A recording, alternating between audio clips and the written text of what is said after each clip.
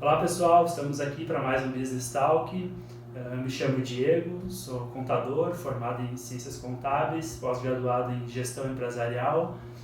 Hoje a gente vai falar um pouquinho sobre análise financeira, do qual eu sou muito fã. Eu acho que precisa ser aplicado em todas as empresas e que às vezes acabam muitos gestores por desconhecer o processo, não utilizando as ferramentas, e que eu tenho certeza que essas ferramentas ajudam muito na tomada de decisão e são essenciais para qualquer empresa. A gente está aqui com o nosso time, a Grace e a Simone. Vou pedir para que elas se apresentem. Boa noite, eu sou a Grace, eu sou formada em contabilidade, tenho especialização em controladoria e faço parte da Rede Ideal. Olá, eu sou a Simone, eu sou contadora e eu já trabalho há 18 anos com o time Ideal. Bom, então hoje a gente vai falar sobre análise financeira. Primeiramente, para fazer análise financeira, a gente tem que conhecer quais as ferramentas que a gente precisa para fazer essa análise financeira, né? Por que ela tem que ser feita, quando ela pode ser feita, o que traz de vantagem para o gestor da empresa fazer essa análise, tanto dele como do cliente dele, né? Então, primeiramente, a gente vai conhecer essas ferramentas, que a Grace e a Simone vai trazer um pouco para nós o que são as 3 ferramentas essenciais para a análise financeira, que é o balanço patrimonial, o demonstrativo de resultado e o fluxo de caixa da empresa. Bom, pessoal, então eu vou falar para vocês sobre o balanço patrimonial, tá? Mas o que seria o balanço patrimonial, né? Ele é um indicador financeiro que ele vai revelar a saúde financeira da empresa, né? Ele é uma das principais demonstrações financeiras que uma empresa precisa ter. Ela é como se fosse uma fotografia da empresa num determinado momento, porque o balanço patrimonial ele pode ser tirado, ele pode ser visto a qualquer momento, pode ser por mês, pode ser por trimestre, pode ser anual, né? E ele vai dar, no caso, instrumentar o gestor para saber o que terá que ser feito naquele momento, se ele pode inovar, né? Se ele vai poder investir na empresa, ou se aquele momento é um momento de parar, né? De fazer cortes de gastos e pisar no freio, né? Mas para o balanço patrimonial ele ser preciso, o gestor também precisa ter um fluxo financeiro bem certinho, que seria o fluxo de caixa, que meu colega vai falar depois, tá? Se isso não estiver organizado, não estiver bem elaborado, o balanço patrimonial também não vai dar os recursos, no caso as informações necessárias para o gestor, para ele saber como realmente anda o negócio dele, né? Precisa ser uma coisa mais fiel, precisa ser uma documentação mais elaborada, para ele ter dados o suficiente para ele conseguir tirar uma situação. Fotografia. Isso, saber o que naquele momento, como a empresa está naquele momento, né? E a missão dele é entender para onde que vai o dinheiro da empresa e da onde que ela vem, né? E como o próprio nome balanço já diz, ele é como se fosse uma balança, né? De um lado vão estar sempre ativos e do outro lado passivo e patrimônio líquido, né? É um equilíbrio, no caso, ativo, passivo e o patrimônio líquido. E o patrimônio líquido que vai ser responsável por equilibrar isso. Então, quando os ativos estiverem acima dos passivos, o ativo tiver maior do que o passivo, o PL vai ser positivo. Então isso quer dizer o quê? Que vai sobrar dinheiro, vai ter dinheiro disponível para os sócios. O patrimônio líquido é o dinheiro dos sócios.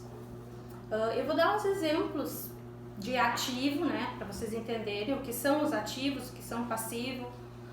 Ativos são todos os bens e os direitos, são o dinheiro em caixa, as contas bancárias, aplicações, os estoques imobilizados, seriam bens móveis, imóveis da empresa, se ela tem veículos, se ela tem máquinas, dependendo da atividade que ela tem, ela vai precisar de máquinas, terrenos, prédios, o próprio prédio, se é próprio da empresa, né, ele vai estar lá no imobilizado.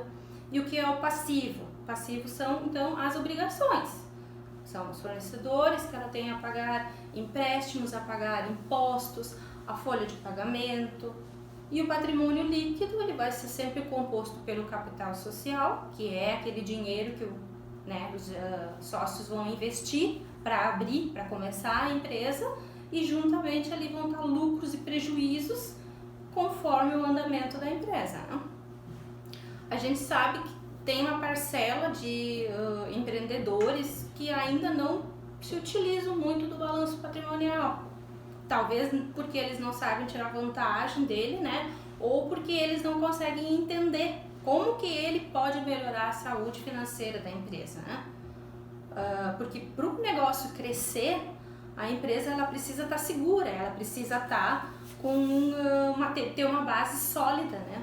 Principalmente no que diz respeito ao financeiro. É preciso saber como que anda as contas da empresa, né? E enquanto o balanço patrimonial, então, ele oferece essa posição patrimonial e financeira da empresa, o DRE, que é o resultado, demonstrativo de resultado do exercício, ele vai trazer um resumo de todas as despesas e receitas da empresa num determinado período, que pode ser mensal, trimestral, anual. Ele que vai dizer se lá no final do mês entrou mais dinheiro do que saiu, né? Então, para o gestor poder ver se a empresa está rendendo ou se não está rendendo, né? Se está acabando, tá dando prejuízo, né? Essas demonstrações, legalmente, balanço patrimonial e DRE, para as empresas do Simples Nacional, elas são anuais. E para as empresas do lucro presumido, elas devem ser elaboradas trimestralmente, lucro real mensalmente ou trimestralmente também, mas a gente orienta, né, que esses demonstrativos eles sejam feitos mensalmente ou no máximo trimestralmente, porque o gestor ele precisa saber como que está a empresa. Então, se deixar fechar um período inteiro de um ano, né, vai ser muito tempo para poder fazer alguma coisa para resolver a situação da empresa. Se ela tiver algum desfalque, alguma coisa, se fechar mais seguidamente, fazer comparativos entre os períodos, o gestor consegue ver aonde que está o problema dele, aonde que ele está errando naquela situação, né, naquela empresa.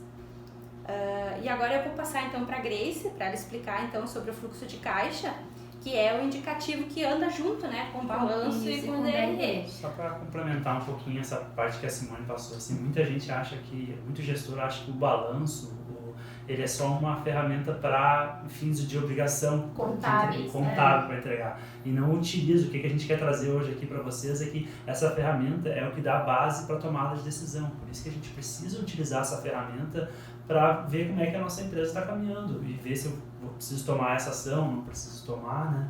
Eu vou falar um pouquinho então do fluxo de caixa, né? Que ele complementa o balanço patrimonial e o DRE. O fluxo de caixa ele nada mais é do que um instrumento financeiro onde a gente pode visualizar as nossas entradas e as nossas saídas, ou seja, tudo que a gente recebeu e tudo que a gente pagou. Mas o que basicamente compõe o fluxo de caixa, então, né? Eu vou dar um breve exemplo. Eu tenho uma farmácia e na minha farmácia vai lá a dona Joana comprar um shampoo e um remédio para dor de cabeça. Essa compra dela deu valor de R$20. Esses R$20 seria então a minha receita. Mas no final de um determinado período, ou vamos pegar no mês de dezembro, né? Foram várias donas Joanas lá fazer as suas compras, José, Maria também, né? Então no final do mês de dezembro, a minha receita final foi de 60 mil. Vou até anotar aqui, ó. 60 mil, esse foi o valor final do meu mês, então, das minhas receitas. Mas desse valor de 60 mil reais, tem uma parcela que é destinado ao cartão. Uma outra parcela desses 60 mil é destinada então ao pagamento aos meus fornecedores. Porque se eu tenho uma farmácia, eu preciso adquirir produtos. Então, num determinado período, lá, num determinado dia, eu vou ter os meus fornecedores para pagar. Além disso, desse valor, eu vou ter água para pagar, vou ter luz também. Além disso, as obrigações com o governo, os impostos, alguma comissão, né, que eu vou pagar para o meu vendedor sobre alguma venda, né? Então, no final de dezembro, eu não vou ter mais os 60 mil. Digamos que eu vou ter 10 mil reais. Então, esses seriam alguns exemplos dos custos fixos e variáveis, né? Só para complementar essa parte também do fluxo de caixa, é bem importante que a gente consiga enxergar a origem do recurso, né? por onde ele entrou, se ele entrou através de uma receita, se ele entrou através de um dinheiro de fornecedor, né? Se ele entrou através de um empréstimo bancário, se em vez de a venda de um medicamento foi a venda de uma cadeira, um imobilizado, alguma coisa assim da farmácia, né? Por isso que é bem importante esse relatório, para fazer essa análise de onde que entra o dinheiro, porque muitas vezes a gente pode ter o valor em caixa na empresa e ele não ser proveniente de uma receita, né? A gente tem lá, sei lá, 10 mil reais na conta, mas será que esses 10 mil é lucro ou será que ele vem através de um financiamento que entrou, de um adiantamento de alguma coisa, de um cliente, né? Ou se o meu fornecedor está me dando mais prazo e meu cliente está pagando à vista, né? Eu vou ter que pagar o fornecedor daqui a um tempo, né? Isso. Exato, e assim conforme vai sendo feito o fluxo de caixa, todos esses dados, né, que estão no fluxo de caixa vão entrar para dentro do DRE, do balanço patrimonial, e quanto mais corretas elas estiverem ali, mais exato vão estar as informações ali, a fotografia prontinha para o gestor poder analisar o que é cada coisa. O fluxo de caixa nada mais é do que o raio-x da tua situação financeira num determinado período, num determinado momento. E esses três relatórios que a gente tem, tudo são feitos por contadores, né, que vão trazer essa informação para o gestor da empresa, né? Pode ser analisado em conjunto com o contador, ou se o próprio gestor tem conhecimento, pode fazer sozinho, né, no caso, né? Mas é bem importante ter o auxílio de algum contador que tenha experiência na área de análise financeira para identificar onde que se pode melhorar, né? E eu vou falar um pouquinho aqui quando que precisa ser feita essa análise. Depende. Quanto mais seguida ser feita, mais informação você vai ter para tomada de decisão. Não adianta a gente fazer uma vez por ano. Vamos supor, vou olhar agora o balanço de 2019. É uma autópsia, né? Já morreu a empresa, não tem mais como tomar decisão agora porque uma coisa do passado. Não tem mais o que ser feito, né? Não tem mais o que ser feito. Então, pelo menos trimestralmente, bimestralmente, cobrar do contador lá, eu preciso olhar meu balanço, eu preciso olhar meu demonstrativo de resultado para ver como é que está a minha situação na empresa, para ver o que eu posso fazer, né? Então, isso é o quando, né? E o porquê que tem que ser feito, né? Por que eu preciso analisar o balanço demonstrativo? Porque um dado solto não me diz nada. Vamos supor assim, me sobra 100 mil reais por mês na minha empresa. Isso é bom? Eu não sei, então pode ser que não seja. Mas como? Se sobra 100 mil não é bom o resultado? É um ótimo resultado. Não sei, depende de quanto que tu tem aplicado na tua empresa, quanto é o teu patrimônio líquido. Se tu tem 1 milhão, beleza, 10%, é um ótimo. Se tu tem 100 milhões, será que 100 mil é um bom negócio? Será que não é mais vantagem de pegar o teu dinheiro e botar numa aplicação e não precisasse precisar gerar transtorno, né? Ficar em casa? Bom, então por isso que a gente precisa fazer uma análise de quanto que está gerando resultado o meu dinheiro que está aplicado na empresa, né? Esse é um dos principais fatos também, né? Então, quanto mais seguido ser feita essa análise, melhor vai ser para o empresário, né? Outro exemplo de dado, vamos supor que não nos diz nada, assim, levando para o outro lado, né? Uma pessoa, se ela tem 70 quilos, isso é bom ou isso é ruim? Depende. Se eu não souber a altura da pessoa, a estrutura da pessoa, se ela tem massa muscular, se ela não tem, e assim é na empresa. A gente precisa enxergar os outros pontos na empresa para a gente tomar a decisão correta, né? Só um dado solto não diz nada para ninguém, né? É isso que a gente queria trazer aqui. Por isso que é importante também os empreendedores trazerem essas informações para os seus contadores, né? Quanto mais o gestor conseguir alimentar essa parte contábil, mais fácil vai ser para o contador conseguir ajudar o empreendedor a melhorar seu negócio, né? Ele vai ter dados o suficiente para poder dizer, olha, você precisa melhorar aqui, a gente precisa fazer tal coisa, né? E ele nos diz, assim, se a gente fazer a análise dos indicadores, eles nos diz exatamente, em 3 meses, o que aconteceu. Teu custo fixo está subindo, teu custo com o pessoal está subindo, as tuas compras tiveram subido tantos por cento e tu não conseguiu aplicar isso no teu preço de venda, né? Isso em 3 meses tu corrige e contorna ou diminui o custo, faz algum processo que melhore isso, que não vai dar efeito em longo prazo. Né? Agora, se tu perceber isso só em 12 meses ou daqui a 2 anos, aí já passou, né? E o empresário hoje, de sucesso, hoje o mercado é muito competitivo, né? Antigamente a gente tinha, assim, para alguém saber uma informação, levava anos, né? Tu fazia alguma coisa boa, tipo, e ninguém sabia te copiar, ninguém sabia nada.